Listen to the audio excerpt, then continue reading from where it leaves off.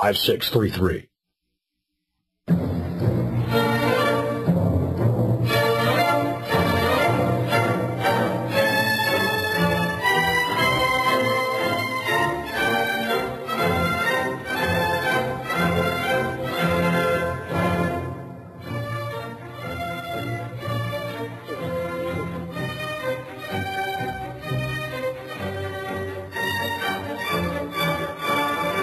Welcome back to our second hour of today's edition of World Crisis Radio. This is Webster Tarpley again in Washington, D.C. Now, of course, this past week we had a big flare-up of interest in Obama's birth certificate, and is he qualified to be president? Where was he born? We've had this Major Cook case, which has been on Hannity a couple of nights this week, Lou Dobbs on CNN, and a lot of interest. So let's get it directly from the source.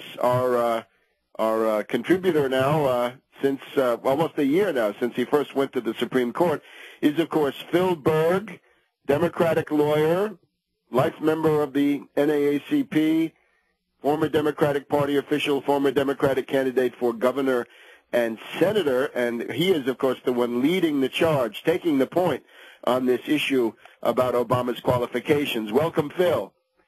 My pleasure to be on. This has been a great week because the topic is now being discussed when, as you mentioned, Lou Dobbs, CNN, other places.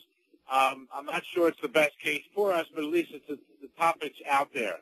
And the reason I say that is this Major Cook has a different scenario than the Air Force Colonel Hollister that I'm representing. But the issue's out there, and I think that's important because we need more and more people involved in this issue. I don't have the exact date, but we did get a tentative date for October for a hearing in the Third Circuit.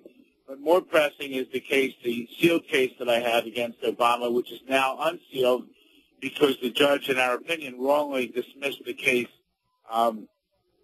against us. And we filed a motion for reconsideration basically stating there's a major conflict of interest with Attorney General Eric Holder. Well, the government just filed their response several days ago, and we're preparing our response to their response. But they cite a case which has no basis whatsoever. Their reply is just so off base. Excuse me, and they're taking cases that have no effect. So we really are going to press this, and I think, they're stating that Eric Holder never signed anything in this particular case. Well, I don't care if he signed or not. He's the Attorney General, and this is his underlings, and this is a major conflict of interest. So the next step is we'll be filing our response by Monday, and then we're also asking under the qui tem, you'll have a hearing. We're going to ask for a hearing on this. Now, the difference is this next hearing can be open. As soon as I get a date on here, I'll tell you, because hopefully we'll get a lot of people there to come to the court to see what's going on and to be able to have some backing for us. Bill, what city will that where will that be held? That's going to be held in the United States District Court in the District of Columbia. I see. That's that Pretty Man court down at the foot of Capitol Hill, right by the Labor Department. Well, you know the location. I'm not sure. Right. I was there. I just last time I was down there, I took the train down, took a cab. But you'll be able to tell people where we are. But that case is major because the case that I filed there with the False Claims Act, what I'm stating for your listeners is that Obama is not a natural born. He's not naturalized. Basically, I'm stating he's an illegal alien. And with being an illegal alien, I filed an action saying that he was fraudulent in being a United States Senator from Illinois, and therefore his salary and benefit and expenses, which total over $1 million, should go back to the United States Treasury. So that's significant because if we can get discovery in this case, the ball game's going to be over for Obama, because I assure you, if he was born in Hawaii, we would have seen documentation by this time. But the fact is that he hasn't produced that documentation because he can't produce the documentation. Your listeners have to understand one thing here, that the difference is that he must produce this documentation. If he puts false documentation into federal court, then he's got a lot more problems. So that's why we believe the situation is that he hasn't produced any documents in the courts at this time. The Lou Dobbs coverage was interesting in the sense that Lou Dobbs, unlike many others, drew the necessary distinction between this fake abstract, this short form that the Obama supporters wave around, right? We've already released it. What else is there? There is the long form, right, the detailed vault copy. And I believe WorldNet Daily actually got a Hawaii birth certificate from the early 1960s. And you see, this is much, much different. It's got all this stuff about mother, father, where they live, what time of the day or night you were born. Is it a multiple birth? Who's the physician? Where's the hospital? The address, the time, all this other stuff. The detailed stuff. That is what Obama refuses to produce. And thanks even to Lou Dobbs now, a lot of people know that there's something different. It's not just this abstract or short form. Absolutely. And the reason is the other form, not only the doctor's name, the doctor's signature is on there.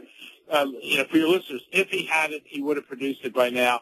He spent over $1 million. What I ask your listeners to do is keep spreading the word here. Go to our website, obamacrimes.com, OBAMACRIMES.com, obamacrimes.com.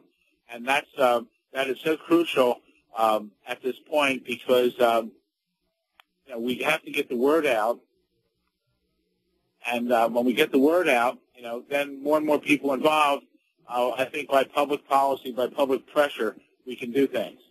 So is there also the idea that you reach into the Army and change the way the Army operates? Maybe there's something illegal there too. Because when Cook said, "I'm not going," and the court said, "All right, we'll hear you," then the Army turned around and said, "Hey, you don't have to go. Let's drop the case. It's all moot." That looks like political influence on the Army deployments. And I remember, back in the Army McCarthy hearings, that was a big deal. Well, here's the thing, though. I've heard, and I don't want to put out false information, I heard that the reason they changed the order was not because of the case, but I heard that Cook also stated at the last minute he was a conscientious objector. We're checking up on that. And if that's it, that's why they changed the order. But the difference with the Cook case versus Hollister, Hollister is a retired Air Force colonel on ready recall by the president. On the case of Cook, Cook was in the National Guard, I believe, or whatever force he's in.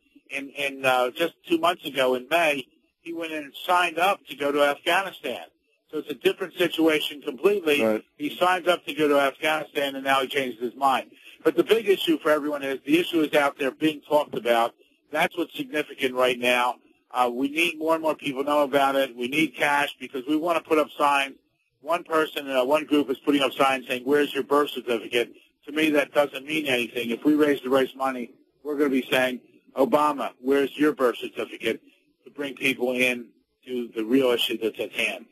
Absolutely. I urge everybody, go to obamacrimes.com, make a contribution. Don't get distracted. The Orly Tates cases are not the main line. It's the Phil Berg cases that need to be supported, also because this has the added benefit of breaking that idiotic left-right mental straitjacket, which a lot of people are interested in maintaining. So, more power to you, Phil. Thank you very much, and I appreciate being on your show all the time. And everyone, if you can go to obamacrimes.com and send it to everyone in your address book and ask them to send it on. And if you can make a contribution, we can get real signage out there that means something.